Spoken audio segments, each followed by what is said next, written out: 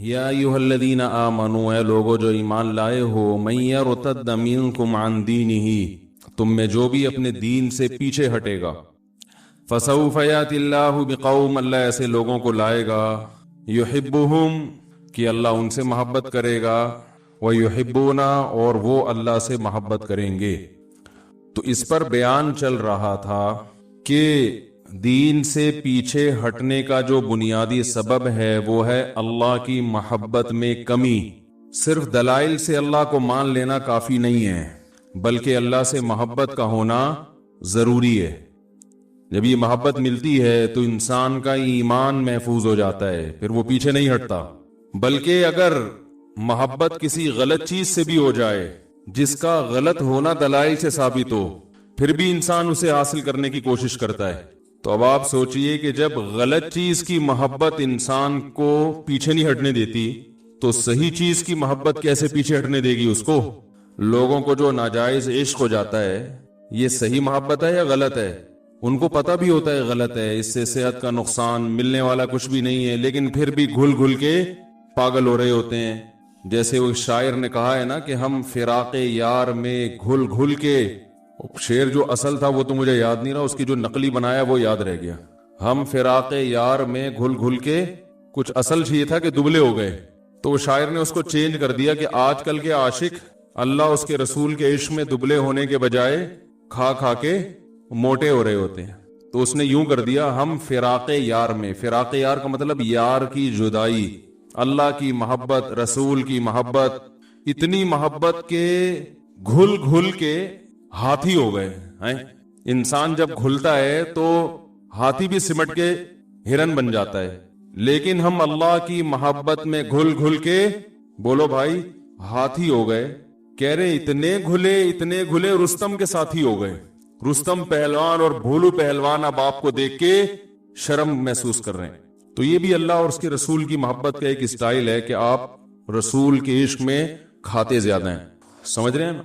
क्योंकि वो नबी की मोहब्बत का जो तरीका आपने ईजाद किया, उसमें कसरत से रोजे और कसरत से तहज्जुद, कि रात को आप अल्लाह के सामने खड़े होकर अपने आप को थकाएं, उससे भी इंसान दुबला हो जाता है ना।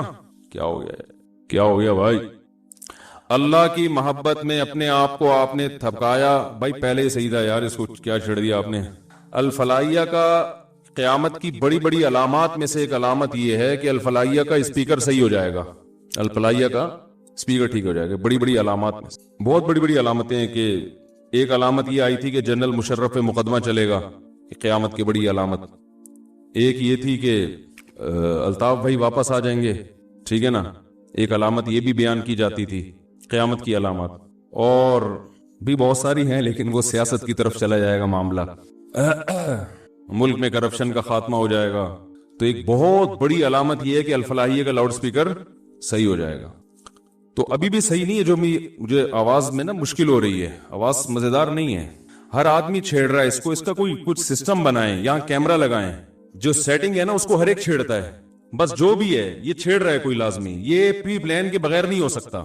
मैंने बहुत इसमें अच्छा गुमान रखा कि नहीं यार नहीं होता, जिन्नात आके करते होंगे, ऐसा नहीं है। ये कोई बंदा आके बाकायदा छेड़ता है इसको। दुश्मनी होगी किसी को हमसे, किसी से कर्ज लेके हम वापस नहीं कर रहे होंगे, कोई चाबी बनवाई हुई है किसी ने दूसरी, मेरा ख्याल है।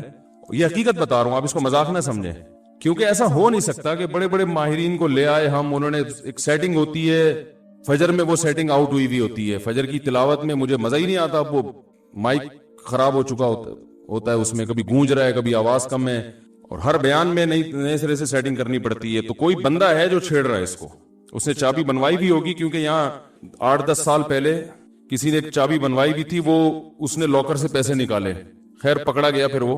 तो ऐसे ही कोई बंदा होगा जो बनवाई भी है, कुछ गड़बड़ कर रहा है इसको। ये संजीदगी से इसको नोट करें। आप देखें कि जैसे अभी जो सेटिंग है ना उसकी तस्वीर खींचें और देखें असर में वही सेटिंग है या नहीं है। कैमरे तो लगे हुए हैं ना, अगर वो आउट है तो हम कैमरे में फिर देखेंगे कि कौन घुसा है उसमें, तो बटन छेड़ा किसने है।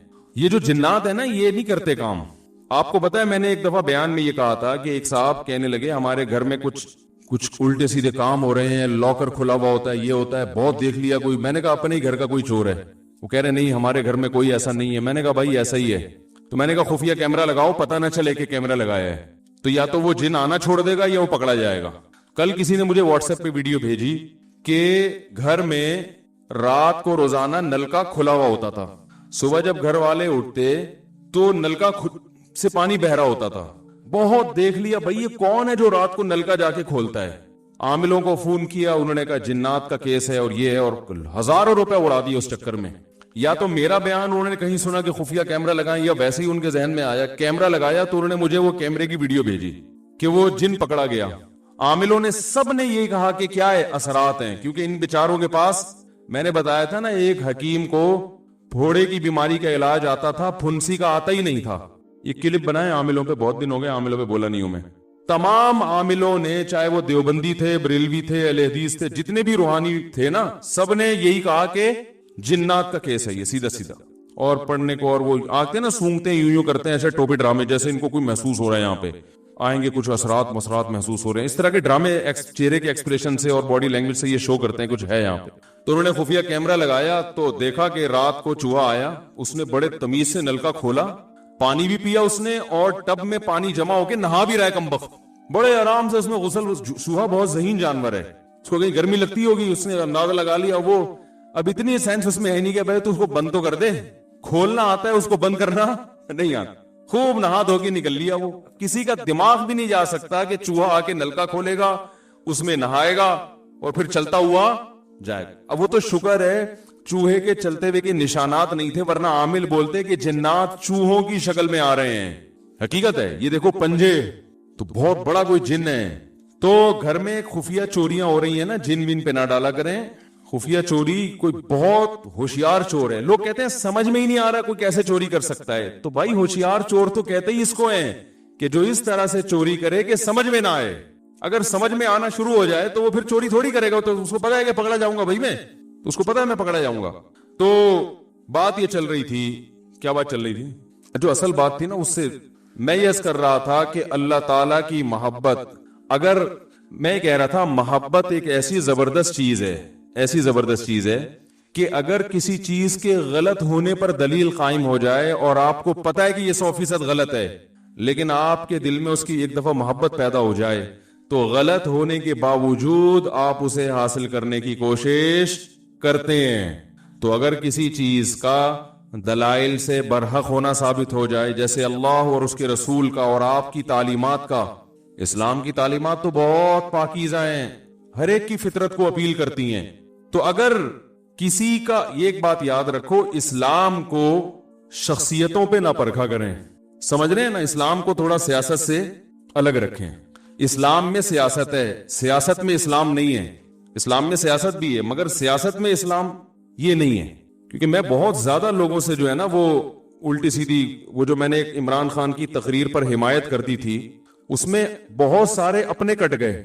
मैंने तकरीर की हिमायत की, उसमें भी शुरू में और आखिर में बड़ी तमहीद थी कि इसको आप कोई सियासी रुख ना दें, ये कोई JUI की मुखालफत ना समझें या मुस्लिम लीग की मुखालफत ना समझें। मुल्क के वजीर आजम ने स्पीच की है, मेरे पास अब खतूत आ रहे हैं लोगों के, फोन तो मैं उठाता बहुत ही कम हूं, खतूत आ रहे हैं कि आप हमारे दिल से उतर गए मुफ्ती साहब, मैं आपका बहुत बड़ा फैन था और मैं अब आप मेरे दिल से उतर गए हैं, मुझे जवाब दें कि एक यहूदी को आप कैसे वो कर रहे हैं और एक फलाने को आप कैसे वो कर रहे हैं।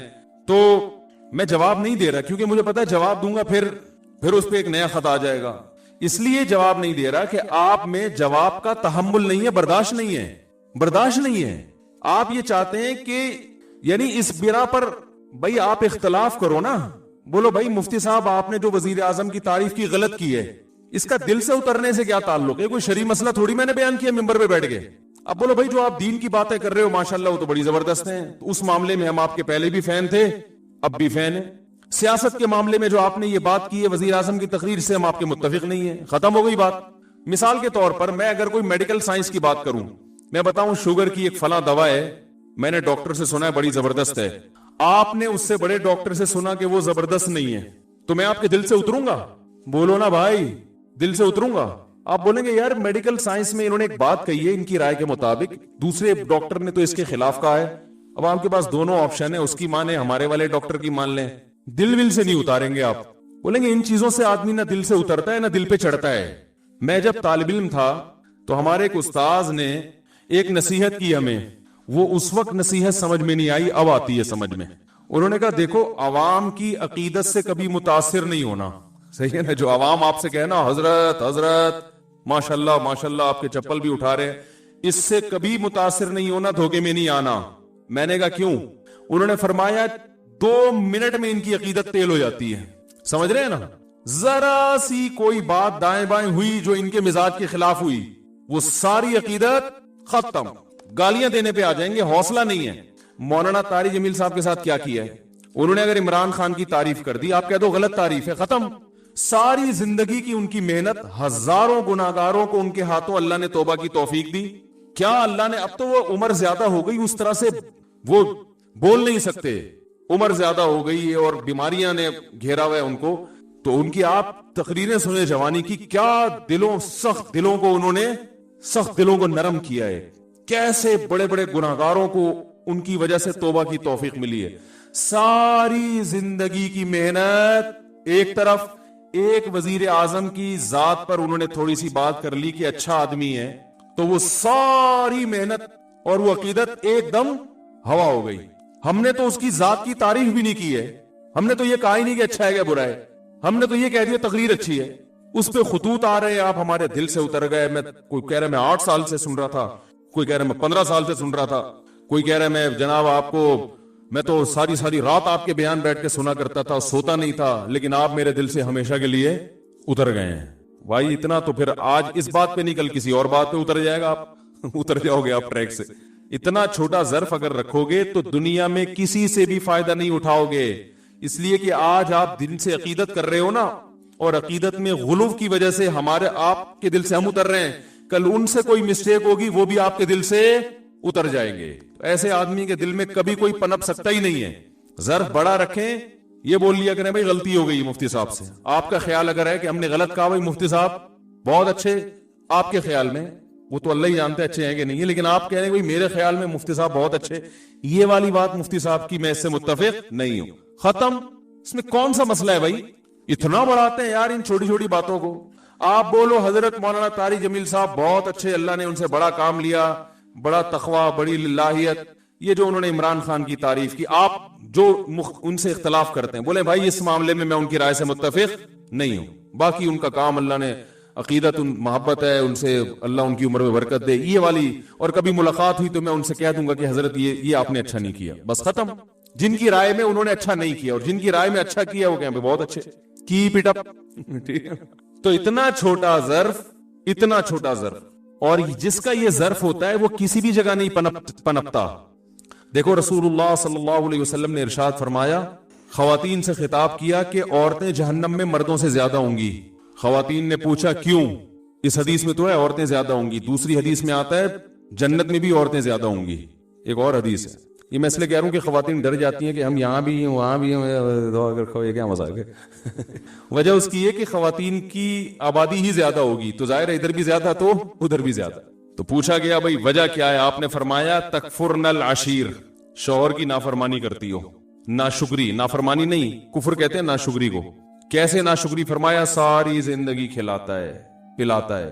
आज कोई मर्द बीवी को छोड़ दे, बेचारी का क्या पुरसाने हाल होता है हमारे मुआशरे में। घर उसको लेके देता है, गैस बिजली का बिल, छत मुहैया की, उसको तहफ्फुज दिया, उसकी औलाद का हमेशा के लिए मुहाफिज बना, इतने बड़े बड़े इनामात एहसानात। और नबी ने फरमाया किसी दिन थोड़ी सी ऊंच नीच हो जाए, उसकी तनख्वाह कम हो गई बेचारे की, अब गोश्त नहीं ला पा रहा, तोरियों पे गुजारा करवा रहा है, नाश्ते में अंडे का इंतजाम नहीं कर सका, आज बेगम बगैर नाश्ते के रह लो, आज नाश्ता नहीं करते, ठीक है ना, थोड़ी तनख्वाह मेरी, हालात टफ चल रहे हैं, या नाश्ता करो मगर अंडा ना मंगवाओ, पराठा डबो के, मुफ्ती साहब ने कहा डबो के खाने का अपना ही मजा है, तो आज हम पराठा चाय में डबो के खा लेते हैं। तो नबी सल्लल्लाहु अलैहि वसल्लम ने फरमाया कभी कुछ हो जाए ना तो क्या औरत ताना कैसा देती है, मा रअयतु मिनका खैरन कत्तु, मैंने कभी भी आपसे खैर, सब औरतें नहीं लेकिन बहुत सी औरतें ये काम करती हैं कि मैंने आपसे कभी खैर नहीं देखी, मैं इस घर में आई हूं मुझे मिला क्या है। कितना बड़ा जिंदगी भर के हमारे मुस्लिम मुआशरे में तो मर्द तो बहुत ज्यादा तहफ्फुज देता है, कैसे बाप अपनी बेटी के लिए रिश्ते तलाश कर रहे होते हैं क्योंकि अच्छा आदमी मिल जाए, और फिर तलाक से डरती भी हैं, कहती है तलाक देके मुझ पे जुल्म कर दिया, मुझे ये कर दिया। तलाक देके क्या किया? उसने अपने आप से जुदा कर दिया ना, तो अब रो क्यों रही हो? इसका मतलब वो ना देता तो तुम पर एहसान था उसका कि उसने तुम्हें ठिकाना दिया हुआ है। और देना गलत समझा जाता है मुआशरे में, इसलिए कि वो जो तमाम तहफुजात उसने दिए हुए थे वो तुमसे छीन लिए। तो नुकसान औरत का होता है कि नहीं होता? तो कितनी बड़ी फजीलत है। लेकिन नबी ने फरमाया कि तकफुरनल अशीर, जो अशीर है ना हमेशा साथ रहता है, तो उसकी नाशुक्री करती हो। तो भाई इससे साफ पता चलता है कि जब किसी की खिदमात ज्यादा हो, बाप और माँ का भी यही हुक्म है, अब्बा को बर्दाश्त करने का हुक्म है कि नहीं है? आपके वालिद साहब अगर आप JUI में और अब्बा PTI की तारीफें शुरू कर दें इमरान खान की, अब्बा को बोलोगे अब्बा आप मेरे दिल से उतर गए? बोलोगे? बोलो ना भाई। आप JUI के हो, आप धरने में शिरकत के लिए जा रहे हो और अब्बा ने कहा PT इमरान खान जिंदाबाद, आप बोलोगे यार अब्बा ऐसी बातें नहीं करो यार, बस यही बोलोगे ना, अब्बा ये नहीं करो यार, मैं धरने में जा रहा हूं, आप कह रहे इमरान खान जिंदाबाद। आप अब्बा को लिख के दोगे अब्बा आप मेरे दिल से उतर गए। अब्बा बोलेगा दफा हो यहां से, मैं तेरे दिल से उतर गया, तू मेरा बाप है जो मुझे ताने दे रहा है दिल से उतर गया, तेरी औकात क्या? बाप यही कहेगा ना, मैंने जना है तुझे, सारी जिंदगी मैंने खिलाया पिलाया, तो मां को भी कोई ताना नहीं दे सकता।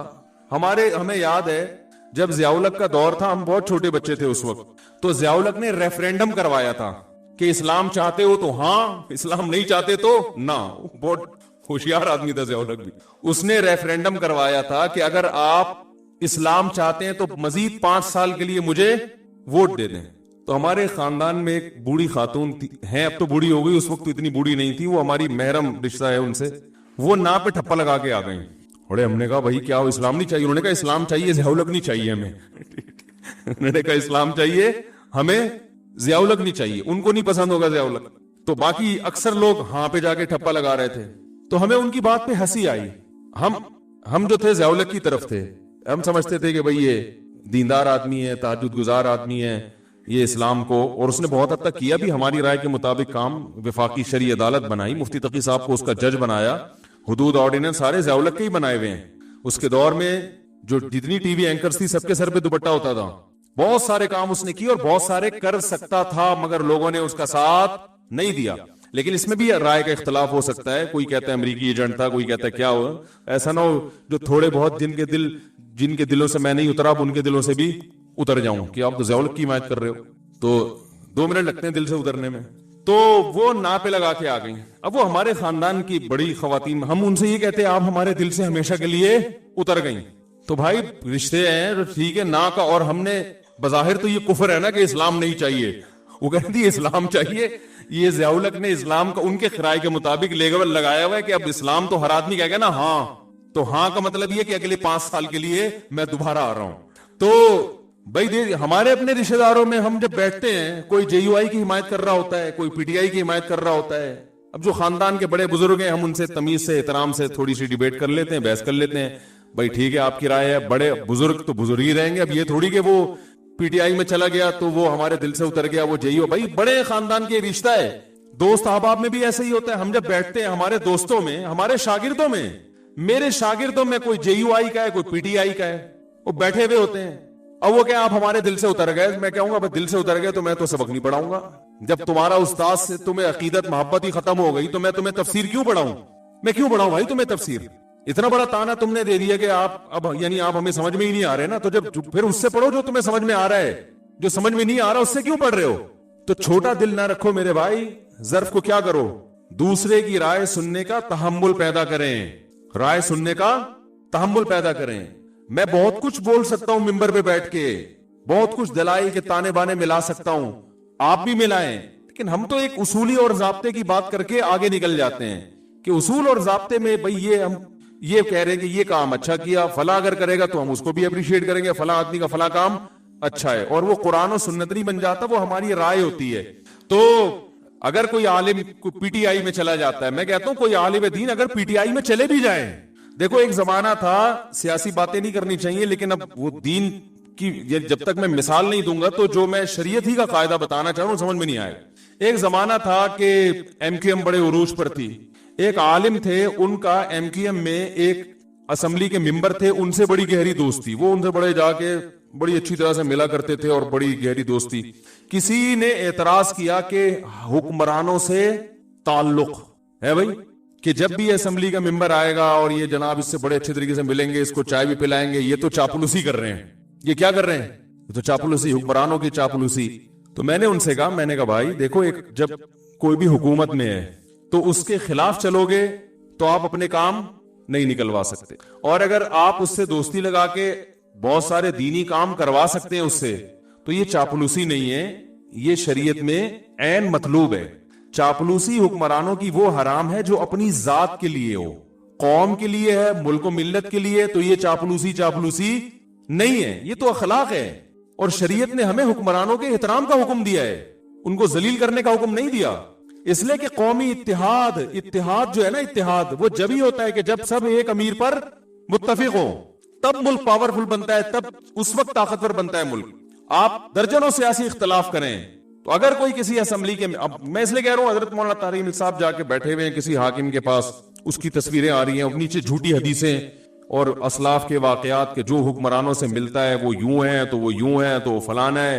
भाई जो अपनी जात के लिए मिले, अपनी जात को प्रमोट करने के लिए, और जिसके पीछे मकसद हो, जिसके पीछे कौम की खिदमत हो, तो उसके लिए बिल्कुल जायज है। और यही काम जब आप करते हैं तो वो हलाल होता है, दूसरा करे तो वो क्या हो गया, वो नाजायज हो गया। कोई उसूल ही नहीं है, कोई ज़ाब्ता ही नहीं है किसी भी चीज का। तो खुलासा ये निकला कि थोड़ा सा ज़र्फ को बड़ा रखें, इख्तिलाफ राय का तहम्मुल करें कि उसकी ये राय हमारी, देखो ये हमारे अकाबिर में इससे भी बड़े बड़े इख्तलाफात हुए हैं। फला को वजीर आजम बनना चाहिए कि नहीं बनना चाहिए, फला हकदार है या नहीं, ये कम दर्जे का इख्तलाफ है। कंट्री बनना चाहिए नया या नहीं बनना चाहिए, ये ज्यादा बड़ा इख्तलाफ है। क्या ख्याल है? जब हिंदुस्तान के दो टुकड़े हो रहे थे, मौलाना हुसैन अहमद मदनी रहमहुल्लाह ताला की राय ये थी कि हिंदुस्तान को दो टुकड़ों में तकसीम, बोलो भाई, नहीं होना चाहिए। उनकी राय थी।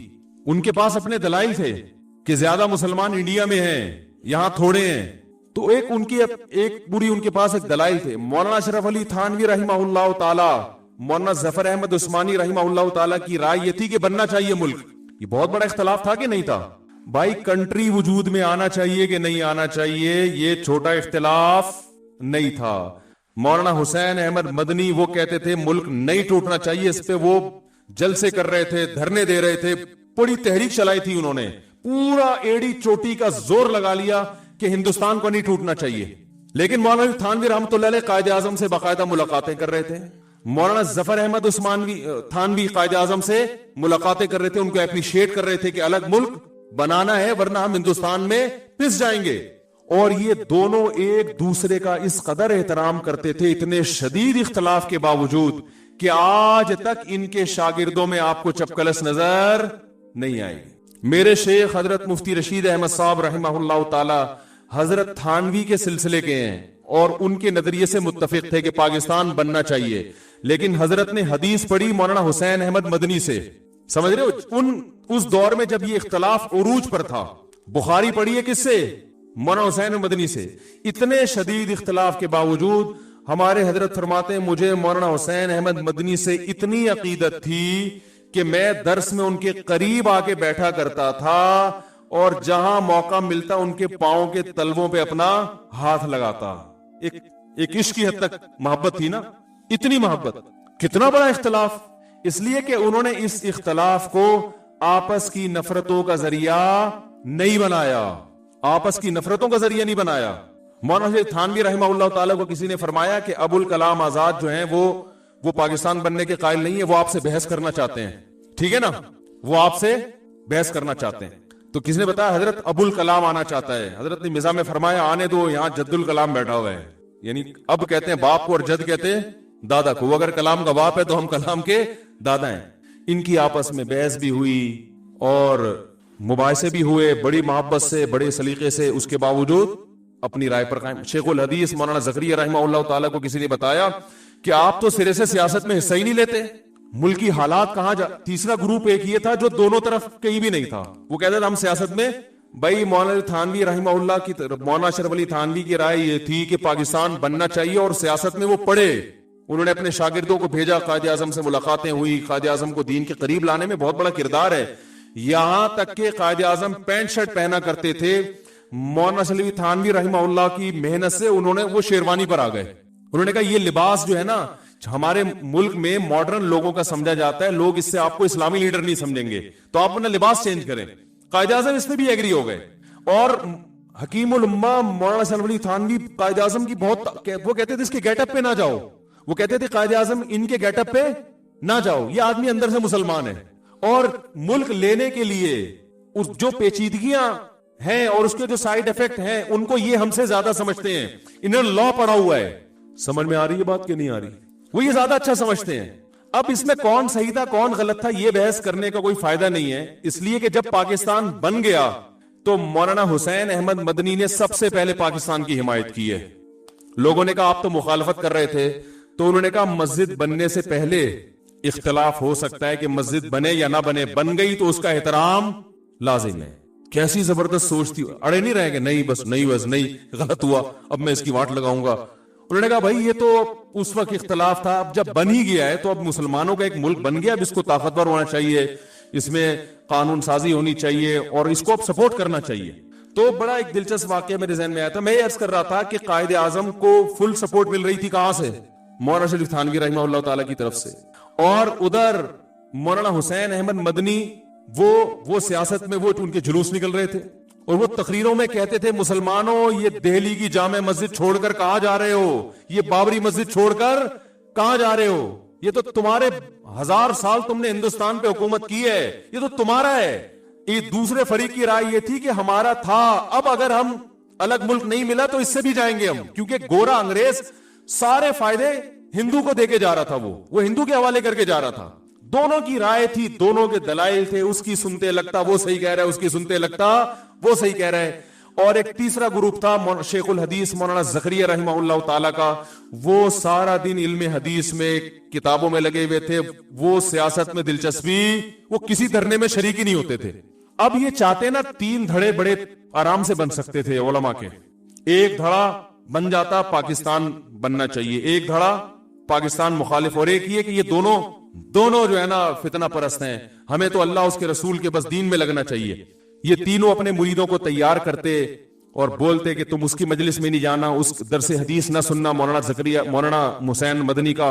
और मौलाना हुसैन मदनी दर्स भी कहां दिया करते थे, मस्जिद नबी में नबी सल्लल्लाहु अलैहि वसल्लम के रोज़ा अथर के सामने बैठ के पूरी दुनिया से लोग आके उनका बुखारी का दर्स सुना करते थे। ये इतना यानी इल्म हदीस पे उबूर था कि नबी सल्लल्लाहु अलैहि वसल्लम के रोज़ा अथर पे दर्स दिया करते थे बैठ के, कई साल दर्स दिया उन्होंने। तो अब ये तीनों हजरात अगर अपनी नीचे अवाम की तरबियत यूं करते, शेखुल हदीस मौलाना ज़करिया रहमतुल्लाह कहते ना थानवियों के पास जाओ, हैं इनके पास जब जाके देखो कि पाकिस्तान बनेगा, बन के रहेगा पाकिस्तान, बन के रहेगा, ना मदनियों के पास जाने की जरूरत है, तुम उलमा हो, तुम्हारा काम क्या है, हदीस पढ़ो, कुरान पढ़ो, फिक़ा पढ़ो, ये तुम्हारा काम है, करीब भी इनके फटकने की इजाजत नहीं है। क्या ख्याल है भाई? और मदनी ग्रुप कहता है कि ये मुसलमानों को मरवा रहे हैं, ये अलग मुल्क बना के ये सारा हिंदुओं के हवाले करके मरवा रहे हैं। उनके ये वर्डिंग नहीं थी, उनका ये था मेरी राय ये दूसरों पे तोहमतें नहीं लगाई उन्होंने। तोहमतें, अगर तोहमतें लगाना शुरू कर देते ना कि इनकी नीयत ही गलत है, मामला फिर खराब होता है। मामला जब खराब होता है जब आप दूसरे की नीयत पे डाका डालना शुरू कर दें, ये बंदा ही गलत है, ये इनकी नीयत। भाई नीयत कैसे, कोई कुरान में थोड़ी लिखा हुआ है कि पाकिस्तान बनना चाहिए कि नहीं बनना चाहिए, ये तो राय है ना, तो 2 राय बन सकती हैं। तो उन्होंने ये नहीं कहा कि इनकी नीयतें ठीक नहीं है, ये तुम्हें मरवाना चाहते हैं, ये है ही गलत लोग, ये तो पहले ही सूफी टाइप के लोग हैं, खानकाएं चलाने वाले लोग हैं, तो तुम्हें मरवा देंगे। तो किसी ने तभी तीनों फरीकों में आपस में आज तक मोहब्बत कायम।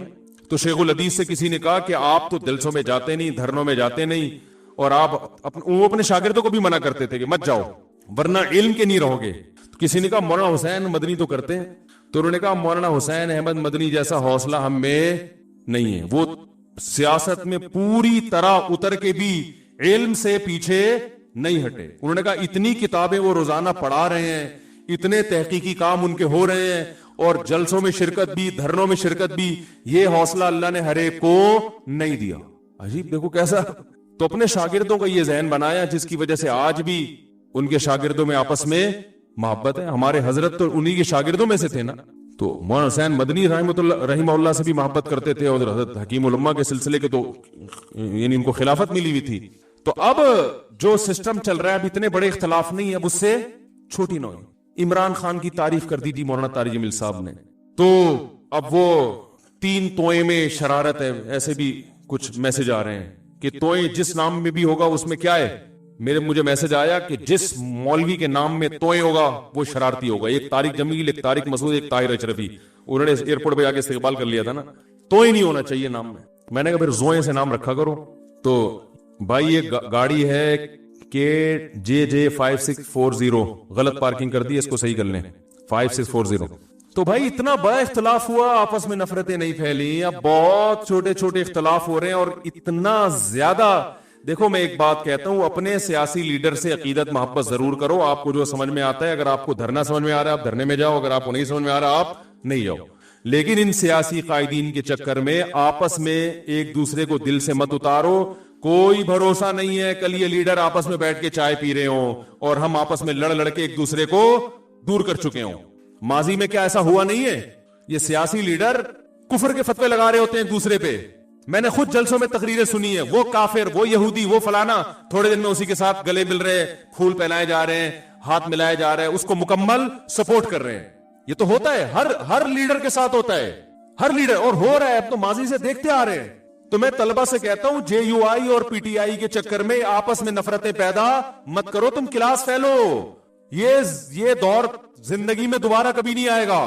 8-8 साल इकट्ठे पढ़ते हैं, इतने आपस में मोहब्बतें होती हैं, और JUI और PTI के चक्कर में गालियां। मैं उनसे कहता हूं कल कहीं ऐसा ना हो मुस्तकबिल में कि दोनों लीडर बैठे हुए वसी कौम के वसीतर मफाद में चाय पी रहे हो। फिर जब आप बोलोगे यार आपने हमें तो बर्बाद दिया, उसको बोल दिया था यहूदी का बच्चा है वो, और आपने उनको बोल दिया था वो चोर है, वो डीजल चोरी करता है, वो ये करता है, वो करता है। अब आप इत्तेहाद कर रहे हैं तो कहेंगे कौम के वसीतर मफाद में, कौम के वसीतर मफाद में हमें ये बिल आखिर हमारा तो बेड़ा गर्क कर दिया ना। कितने लोग हैं, मैंने जो बयान किया था एक कहीं वो छोटा सा वो, तो 5000 सब्सक्राइबर एक दिन में मेरे चैनल से भाग गए। ठीक है ना, 5000। वो मैंने वो तंजानिया में था, मैंने थोड़ा सा एक बयान कर दिया था कि वो पता नहीं वो PTI के बारे में कि ये इमरान खान ने ये वाला काम अच्छा कर दिया, बस इतना कह दिया था। 5000 एकदम से शॉर्ट मार्केट्स, ये वो सारे थे जिनके दिल से हम उसी वक्त उतर गए। तो यार इतना छोटा दिल रखोगे, इतनी अकीदत मोहब्बत नहीं करो अपने लीडरों से। इतने अच्छे नहीं है, ये बता दूं मैं आपको, कोई भी इनमें इतना अच्छा नहीं है, चाहे कोई भी हो। बहुत अच्छा कोई भी नहीं है, ज़हन में रखना, ठीक है, बहुत बुरा भी नहीं है। जितने ये एक दूसरे पे इल्जाम लगाते हैं उतने बुरे ये दोनों नहीं है, ये बता दूं मैं। ना इमरान खान यहूदियों का एजेंट है, ना मौलाना फजल रहमान इतने बुरे हैं जितना उनको कहा जा रहा है, लेकिन इतने अच्छे भी नहीं है जितना आप अकीदत मोहब्बत में घुसे चले जा रहे हो। थोड़ा सा वापसी का ऑप्शन रखो। बाकी वजीर आजम ने जो अच्छा काम किया हम उसको अप्रिशिएट करेंगे, करते रहे, आइंदा भी करेंगे। कल आप वजीर आजम बन गए, आप अगर कोई खानदानी काम, हम तो नवाज शरीफ को अप्रिशिएट किया था जब उसके दौर में एटमी धमाका हुआ था, भाई काम अच्छा हो गया था, खानदानी मुल्क एटमी पावर बन गया, और क्या चाहिए भाई आपको, जबरदस्त काम हो गया था। तो उस वक्त तो आपने नहीं कहा कि ये क्या बात है, आप ऐसे आदमी को अप्रिशिएट कर रहे हो जो इतने डॉलर खा गया। भाई हमने डॉलर खाने पर थोड़ी अप्रिशिएट किया है, कह रहे माशाल्लाह एटमी धमाका करके काम क्या किया है, खानदानी काम किया। तो कहां से कहां बात चली गई। फिर भी आप गौर और तहकीक करके एक को सपोर्ट करें, पूरे दलाइल के साथ, जज्बात से हटकर, तकरीरों से मुतासिर ना हो। तकरीरों का मतलब सियासी लीडर जो एक दूसरे के खिलाफ तकरीरें करते हैं, खुद इंसाफ का सहारा लेके, ला यजरिमन्नकुम शनआन कौमिन अला अल्ला तादिलू, ऐ ईमान वालो किसी कौम से दोस्ती तुम्हें बेअदली पे मजबूर ना करे। ऐसा ना हो कि अकीदत मोहब्बत में हद से तजावुज करना शुरू कर दो। नबी सल्लल्लाहु अलैहि वसल्लम ने बास केसेस में यहूदी के हक में फैसला किया है, यहूदी के हक में कि इसमें यहूदी ठीक है ना, और बास केसेस में आपने यहूदी के खिलाफ भी फैसला किया है। तो बात मुमकिन है कोई यहूदी एजेंट तो दूर की बात, यहूदी होके भी बरहक हो, और यह भी मुमकिन है कि कोई यहूदी होके या यहूदियों का एजेंट होके हक से हटता चला जा रहा हो। तो जो सही बात है उसको सही कहना चाहिए, और दिलों के हालात अल्लाह जानता है। किसी के दिल में घुस घुस के फैसला करना, ये यूं कर रहा है तो ये इसकी वजह ये है, तो ये हम जाहिर को इसके मुकल्लफ हैं। तो कहां से कहां बात चली गई। तो मैं ये अर्ज कर रहा था कि अल्लाह ताला ने हमें क्या हुक्म दिया कि मोहब्बत, मैं ये अर्ज कर रहा था गलत चीज की भी मोहब्बत होती है तो इंसान उसके हुसूल की कोशिश में लग जाता है। लोगों को चर्च से, हीरोइन से इश्क हो जाता है, और नाजायज इश्क हो जाते हैं, उनको पता है कि सेहत के लिए नुकसानदेह, मिलने वाला कुछ भी नहीं है, फिर भी पागल हो जाते हैं, सेहतें बर्बाद कर देते हैं। तो आप सोचो मेरे भाई, जिसके बरहक होने का यकीन हो इंसान को, दलाइल से उसका बरहक होना साबित हो गया हो, तो उसकी मोहब्बत जब दिल में बैठेगी तो फिर आप कैसे पीछे हटोगे। इसलिए उलमा कहते हैं जो सूफिया कराम है ना, जिनको आजकल बड़ा लताड़ा जाता है, ये सूफिया ऐसे होते हैं, इन्होंने सूफिया कराम देखे ही नहीं होते।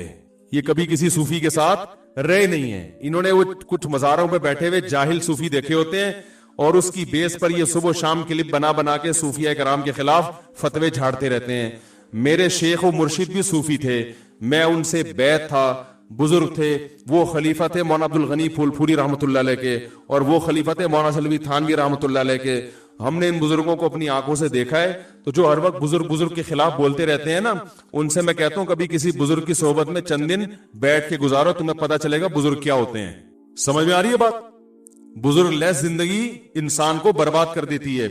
और ये भी जो मैं बार बार कहता हूं कि बाबे जो कहते हैं मेरा कोई बाबा ही नहीं है, तो देखो रसूलुल्लाह सल्लल्लाहु अलैहि वसल्लम ने इरशाद फरमाया, ला तज्तमिउ उम्मती अला ज़लाला, मेरी उम्मत गुमराही पे कभी भी जमा नहीं होगी। इस हदीस का साफ मतलब है कि मेरी उम्मत किसी भी जमाने में बुजुर्ग लेस नहीं हो सकती। यही मतलब हुआ ना? क्या ख्याल है भाई? हर जमाने में बुजुर्ग रहेंगे। एक बात तो ये दलील अच्छी तरह जहन में रहे। दूसरी दलील कि सहाबा ने सिर्फ कुरान खुद से नहीं पढ़ा, युअल्लिमुहुमुल किताब, उनको कुरान और हिकमत किसने सिखाई? बोलो भाई, नबी ने। तो सहाबा का लिंक किससे बराह रास्त कायम हुआ? नबी से। तो क्या सहाबा के बाद कोई बुखारी मुस्लिम खुद या कुरान खुद पढ़ के पूरा इस्लाम समझ सकता है, पूरी हिदायत पे आ सकता है? कुरान में यह नहीं है कि अल्लाह ने, नबी ने सहाबा को हदीस बताई है, युअल्लिम सिखाई है। सीखना तरबियत को कहते हैं, ट्रेनिंग। सहाबा ने हदीसों का इल्म भी हासिल किया और साथ साथ पैगंबर से सीखा भी है। आज अगर कोई कहता है मैं बराह रास्त पैगंबर से सीखता हूं, तो सवाल पैदा होता है वयुअल्लिमुहुमुल किताब वल हिकमा, कि नबी इनको किताब और हिकमत बाकायदा सिखाएंगे। तो नबी का कनेक्शन सहाबा से बराह रास्त हुआ है, तब सहाबा हिदायत पे चले हैं। और ताबीईन का फिर किससे हुआ? बोलो ना भाई, सहाबा से। जब ताबीईन का सहाबा से हुआ, वो भी इसलिए कि जब सहाबा बराह रास्त नहीं सीख सकते थे, उनके लिए रिजाल चाहिए ना, रजुल चाहिए, नबी। तो ताबीईन को भी रिजाल चाहिए कि नहीं चाहिए? वो रिजाल कौन है? अब नबी तो नहीं रहे, नबी से सीखे हुए लोग मौजूद हैं, जिनसे अब कौन सीखेगा? ताबीईन सीखेंगे। और उन्हें सीखा तभी ताबीईन की, जब भी हम सीरत पढ़ते हैं, फलां की इतने साल सोबत उठाई, फलां के पास इतने साल रहे, वरना वो भी हदीसों की किताब जमा करके पढ़ना शुरू कर देते। किसी की सोबत में रहने की उनको क्या जरूरत थी? फिर ताबीईन के बाद तबा ताबीन। ये अहले हक का जो सिलसिला है, रूहानी बाप दादा इनको कहा जाता है, ये सिलसिला क़यामत तक चलता रहेगा। इस सिलसिले में गुमराह लोग भी पैदा होंगे, लेकिन अगर अहले हक पैदा होंगे तो वो भी इसी में पैदा होंगे, इसके अलावा नहीं हो सकते। नहीं आ रही मेरा ख्याल है बात समझ? इसके इस सिलसिले से जो हटेगा ना, वो कभी भी हिदायत पे नहीं हो सकता, चाहे वो बुखारी मुस्लिम के सुबह शाम हवाले दे दे के आपको उल्लू बनाता रहे बैठ के। इसका मतलब वो गलत तशरीह कर रहे हैं हदीसों की, वो हिदायत पर नहीं है। अब मैं इन गुमराह लोगों से मुतालबा करता हूं कि अपने रूहानी बाप दादा का सिलसिला पेश करो। वो कहते हैं इमाम बुखारी, वो कहते हैं इमाम तिरमिजी, आज से 1100-1200 साल पहले चले जाते हैं। इसका मतलब यह है कि 1500 तकरीबन 1200 साल से उम्मत बुजुर्ग लेस चली आ रही है ना, जबकि ये सही हदीस के, बोलो भाई, खिलाफ है। ये तो हदीस में तो बुजुर्ग लेस उम्मत होगी नहीं। सिलसिला मैं आपको 10 दफा अपना सिलसिला बता सकता हूं अल्हम्दुलिल्लाह, कि मैंने किन उलमा से इल्म हासिल किया, हदीस किससे पढ़ी, हदीस का सिलसिला मोहम्मद सल्लल्लाहु अलैहि वसल्लम तक पहुंचाऊंगा, तफसीर का सिलसिला मोहम्मद सल्लल्लाहु अलैहि वसल्लम तक पहुंचाऊंगा। मैं जो कुरान पढ़ता हूं तजवीद के साथ, वो सिलसिला नबी सल्लल्लाहु अलैहि वसल्लम तक पहुंचाऊंगा। तज़किया, कुरान ने कहा वयुज़क्कीहिम, नबी इनका तज़किया भी करेंगे। तज़किया का मतलब ऐसी तरबियत करना कि जाहिर बातिन पाक साफ हो जाए, इंसान बन जाए इंसान। ये तज़किया मेरा हुआ कि नहीं हुआ ये तो मैं नहीं दावा करता, लेकिन तज़किया की कोशिश हमने किन बुजुर्गों से की, उन बुजुर्गों का किसका सिलसिला, फिर उनके बुजुर्ग कौन थे, उनके कौन थे, ये मैं मोहम्मद सल्लल्लाहु अलैहि वसल्लम तक पहुंचा सकता हूं। तो हम इन गुमराह लोगों से ये कहते हैं कि आप एकदम जो उठ के आ गए 15वीं सदी में, और आप कुरान और हदीस के नाम पे आप कहते हैं फला बाबा भी ऐसा, वो फला भी ऐसा, वो फला भी ऐसा। फिर हम कहते हैं सही सच्ची मुच्ची के बाबे कौन है, वो तो बता दो ना। वो कहते हैं सच्ची मुच्ची के इमाम बुखारी हैं। इसका मतलब इमाम बुखारी के बाद या तो पैदा नहीं हुए, या आप उनका नाम बताने से शर्मा रहे हो। ठीक है ना? क्योंकि जिन बुजुर्गों का आप नाम लोगे ना, उनमें आपके बाप दादा नहीं आ रहे होंगे, हनफी आ रहे होंगे या शाफी आ रहे होंगे। सही है ना? हिंदुस्तान में जितने भी आएंगे सारे बुजुर्ग आके जाके हनफी, सब हनफी हो जाएंगे। और आपको लफ्ज़े हनफियत से क्या है, छेड़े? आप सारा दिन उन्हीं के खिलाफ बोलते रहते हो, तो आप उनको अपने खाते में कैसे डालोगे? आप या कोई ऐसा आ रहा होगा जिसके नजरियात से आपके नजरियात बिल्कुल मुख्तलिफ होंगे। तो ये खूब याद रखें कि इंसान रिसर्च के काबिल या तहकीक के काबिल या हिदायत में जिसको फॉलो किया जाए, उसकी सबसे पहली शर्त यह है कि वो ये बताए कि मैंने इल्म किससे हासिल किया, और फिर जिससे हासिल किया उसका बरहक होना किस लिए साबित करेगा, उसने किससे, उसका बाबा कौन था, उसका बाबा कौन था। ये बाबों के बगैर आप उस फहरिस्त में हदीस की रोशनी में आ ही नहीं सकते जिनको हिदायत याफ्ता कहा गया है। नहीं यार बात, तो ये जो कहते हैं ना मैं बाबी नहीं हूं, ये खुद अपनी गुमराही पे मोहर लगा रहे होते हैं। हाँ, बाबों की there are two types of babas, गुमराह और अहले हक। तो आपने हमारे वालों को तो सबको गुमराह करार दे दिया, तो आप अहले हक दिखाएं, हम उनको फॉलो करना शुरू कर देंगे। समझ रहे हो ना? जैसे हम गैर मुस्लिमों से कहते हैं कि मोहम्मद सल्लल्लाहु अलैहि वसल्लम माज़अल्लाह अगर झूठे हैं, तो अल्लाह ने अपने बंदों को, अल्लाह बराह रास्त तो हम कलाम होता नहीं है, वो भी गैर मुस्लिम भी एतराज करते हैं ना, नबी ने ये किया, नबी ने ये किया, नबी ऐसे थे, माज़अल्लाह इल्जाम लगाते हैं। एक 9 साल की बच्ची से शादी कर ली, हम उसके दलाइल देते हैं, भाई ये उस कल्चर में मायूब नहीं था और इसकी क्या क्या हिकमत, ना ये तो माज़अल्लाह ऐसे थे, वो बहुत सारे एतराजात करते हैं। तो हम कहते हैं गल वेले दी थे फल मौसम दा। मुख्तसर बात यह कि अल्लाह अपने बंदों से हिदायत जो दी है, या तो अल्लाह का बंदों से कोई लिंक ही नहीं है, उसने पैदा करके छोड़ दिया, ये तो अकल नहीं मानेगी ना। खालिक और मखलूक का रिश्ता तो सबसे पहले है। तो अल्लाह किन बातों से खुश होता है, किन बातों से नाराज होता है। अगर मोहम्मद सल्लल्लाहु अलैहि वसल्लम झूठे हैं तो फिर सच्चा बताओ कौन है भाई? वो बता सकते हैं। वो जो सच्चा लेकर आएंगे ना, उनके ख्याल में उस पे 20, अगर नबी पर एक एतराज होता है तो उस पर 20 एतराज हो रहे होंगे। सही है ना? तो हम कहते हैं भाई इससे पता चलता है कि अल्लाह ने मोहम्मद सल्लल्लाहु अलैहि वसल्लम के अलावा किसी को पनपने दिया ही नहीं है। तो जिन बुजुर्गों से हमने इल्म हासिल किया, दीन हासिल किया, उन्हीं लोगों ने माजी में खिदमत सरअंजाम दी है, मैदान जिहाद में भी, तसव्वुफ के मैदान में भी, हदीस की खिदमत में भी, फिक़ह की खिदमत में भी, तफसीर में भी, तज़किया में भी, उन्हीं की रातों की इबादतें। मैं अपने शेख को जानता हूं, हमारे शेख हजरत मुफ्ती रशीद अहमद साहब रहमहुल्लाह ताला रात में तहज्जुद में 5 रकत तिलावत किया करते थे, और इतना रोते थे अल्लाह के खौफ से कि हजरत ने दुआ मांगी कि अल्लाह मेरा रोना बंद कर दे, सेहत को नुकसान हो रहा है। समझ रहे हैं? आज तो सबसे बड़ा मसला है अल्लाह की मोहब्बत में रोना नहीं आता। हमारे हजरत को इतना आता था कि अल्लाह से दुआ मांगी, अल्लाह मेरी ये कैफियत, बोलो भाई, खत्म कर दे। फिर उनकी तकरीबन 20 साल से ही ये बुखारी पढ़ाई है। इतना बुखारी पे अबूर था, बिदत के बहुत खिलाफ थे, बहुत ज्यादा खिलाफ थे बिदत के। अकायद ऐसे साफ सुथरे, हमने तो इन बुजुर्गों को देखा है, लेकिन निकालने वाले उनकी भी किताबों को गलत तोड़ मोड़ के कुछ भी निकाल के उनको भी इल्जाम लगा देते हैं। और हम जब कहते हैं इस इल्जाम का जवाब देने के लिए हम तैयार हैं, सामने बैठो, सामने बैठने के लिए तैयार, वो क्लिपबाजी, टाइम वेस्टिंग।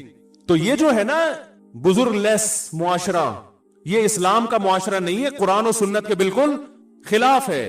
समझ रहे कि नहीं समझ रहे? तो आपको तरबियत करनी है, किसी अल्लाह वाले से ताल्लुक कायम करना पड़ेगा, जो आपका तज़किया करे, आपको तमीज सिखाए, सबसे पहले आदाब सिखाए, आपको मोहब्बत सिखाए, आपका ज़र्फ बड़ा कर दे कि इख्तिलाफ राय जब होता है मसाइल में तो उसको पेश करने का क्या तरीका होता है। मैं समझा पा रहा हूं अपनी बात?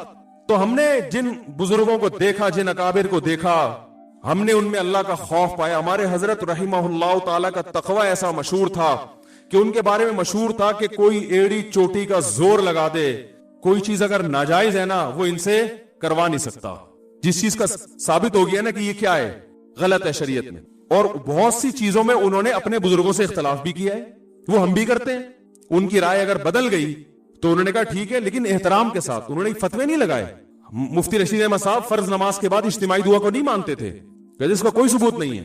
उनके उस्ताद मानते थे, लेकिन दोनों में मोहब्बत, एहतराम। हजरत ने पूरा रिसाला लिख दिया कि फर्ज नमाज के बाद इज्तिमाई दुआ साबित नहीं है, लेकिन हजरत ने क्लिप बना के अवाम में आग, बोलो भाई, नहीं लगाई। तंजिया जुमले लिख लिख के जो लोग दुआ मांग रहे हैं उनको, उनकी नफरत है कि इनको तो कुछ भी नहीं आता। एक दफा एक आलिम आए, बड़े आलिम है मुल्क के, वो आए, उन्होंने नमाज पढ़ाई। हजरत ने उनसे कहा आप नमाज पढ़ाएं। उन्होंने नमाज के बाद इज्तिमाई दुआ मांगी। तो हमारे एक मुरीद, हजरत के एक मुरीद ने हजरत से पूछा कि हजरत आप तो कहते हैं ये बिदअत है, ये क्या है? फर्ज नमाज के बाद इज्तिमाई दुआ क्या है? बिदअत है। और इन्होंने मांगी भी है, और दूसरा बिदअती को तो इमाम बनाना वैसे भी जायज नहीं है। तो उन्होंने फरमाया कि भाई इनकी अपनी तहकीक है, ये वो उन आदि से इस्तेदलाल करते हैं जिसमें नमाज के बाद मुतलक दुआ की फजीलत है, और फी नफ्सी रफुल यदैन भी साबित। उन्होंने 2-3 रिवायतें मिला के एक मसला निकाल लिया है। तो इनकी तहकीक है ये कोई ऐसी बिदअत थोड़ी जिसकी वजह से कुफ्र और फिस्क के फतवे लगाना शुरू कर दें हम। कितना अल्लाह ने इल्म दिया, मगर दूसरे की राय का एहतराम। आज आप देख लो चार कोई हदीस मालूम हो जाए ना, फौरन क्लिप बना के सारे उलमा की तौहीन करेगा। इनको तो हदीस का नहीं पता, इनको तो कुछ आता नहीं है, इनको तो कुछ आता नहीं है। और इन लोगों के जो मुरीदीन है वो जितना बाबा परस्त होते हैं, अपने बाबे को जितना फॉलो करते हैं ना हर चीज में, उतना हम अपने बाबों को फॉलो नहीं करते। हम तो बहुत सारी चीजें ऐसी हैं जो मैं मुफ्ती रशीद अहमद साहब की इतनी तारीफें करके भी उनकी हर बात से मुत्तफिक नहीं, उनके हर फतवे पे हम फतवा नहीं देते, लेकिन एहतराम करते हैं, भाई उनकी राय थी हमारी राय है। तो अल्लाह की मोहब्बत अगर आपको मिलेगी ना, फिर सही रास्ता पता चलेगा। और अल्लाह की मोहब्बत कहां से मिलती है? बोलो भाई, अहलुल्लाह की सोहबत से मिलती है। तो बुजुर्गों से ताल्लुक कायम करना पड़ेगा आपको, आपके बाप को भी करना पड़ेगा। इसके बगैर आपका दीन खुश्क दीन होगा, उसमें चाशनी नहीं होगी। हदीसों के नंबर आपको याद हो जाएंगे, रफुल दैन के झगड़े बहुत अच्छी तरह से याद हो जाएंगे। आमीन, टांगे चौड़ी टांगे पतली, रफुल दैन करना है, ये बहुत मास्टर हो जाओगे। लेकिन नमाजों से खुशू खुजू खत्म हो जाएगा। आप कह सकते हैं अरब में तो ये नहीं होते बुजुर्ग, वहां भी होते हैं, इस्तिलाह नहीं है बुजुर्ग की। बिन बाज बहुत बड़े मुत्तकी परहेजगार आलिम थे, उन्होंने कई साल अपने उस्ताद की सोहबत उठाई है, फिर वो उनके नाइब बने हैं। और उनके जो खास